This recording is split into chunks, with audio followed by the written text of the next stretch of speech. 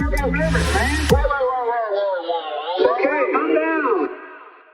One of the things that I've always that's always fascinated me, and you know this because you've heard everything that I like to talk about, is how very many books there have been written about the decline and fall of the middle class society. Right. And one of the first ones was called America, What Went Wrong. It came out in 1991, and it was based on a series of articles that was in, I think, the Philadelphia Inquirer. I could be wrong about that. And the series of articles had won the Pulitzer Prize. And so they put it together. They assembled it into a book, paperback original. And it was a monster bestseller, huge bestseller. That was in 1991. And you go back, every now and then I pull it off the shelf.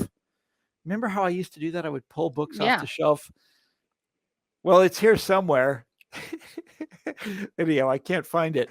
But what's funny is that how shocked they were by this is the sort of the first stages. This is, after the Reagan years. And this is the very sort of first stages of the decline and fall of the middle class. And it's gotten so much worse since then.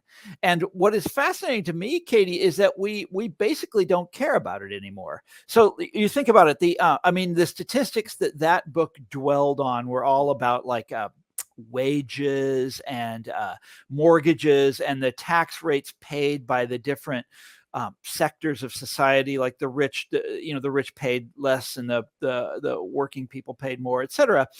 And now it's like, life expectancy is going in reverse in America. It's like this situation that they were upset about in 1991 is so much worse now. And and there's been so many books about it along the way and so much written about it. And now what's the answer? The answer is to not talk about it anymore. I mean, Biden talks about it a little bit, but it's just liberals have decided they're interested in other things. That's not important to them. And I contrasted that with, I was trying to choose a point in the past to contrast it with. And so I decided to just choose the year I was born, right? Why not? 1965. What was the world like in 1965? And Lyndon Johnson was president. It was one of these, triumphant years for liberalism. He got an enormous number of things passed through Congress. This is the Great Society. This is the War on Poverty, the Civil Rights Acts. Medicare, for God's sakes, all this stuff was getting done in 1965. He was also invading Vietnam. That was fun. At the same time, and other things as well. And but if you go back and look at the sociological literature of that era, the mid 1960s, it was triumphant. It was about what the middle class achievement. This was a cliche. There's a book that came out in 1966 that I got most of my anecdotes from. I can't find it now. And it was by an economic historian. And basically he had a whole chapter establishing that white collar and blue collar people basically had almost exactly the same standard of living. And this was the great cliche of the era. And it's just like, it's mind-boggling to think about. Did I ever tell you this? Do you know who the richest man in the world was in 1965? Oh, I know this because I just saw your spiel on it. Remind me. It was J. Paul Getty, right. Texas oil baron. Or no, sorry, maybe I think he was from California, but an oil baron, an American oil baron. He was living in London by that time.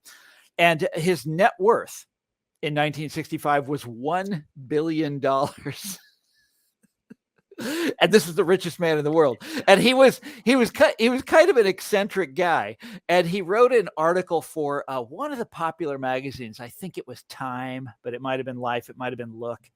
But he wrote an article where he was complaining about that it wasn't really awesome. Here he was, the richest man in the world, and it wasn't very awesome because even the middle class man now had access, could afford all the things that he had.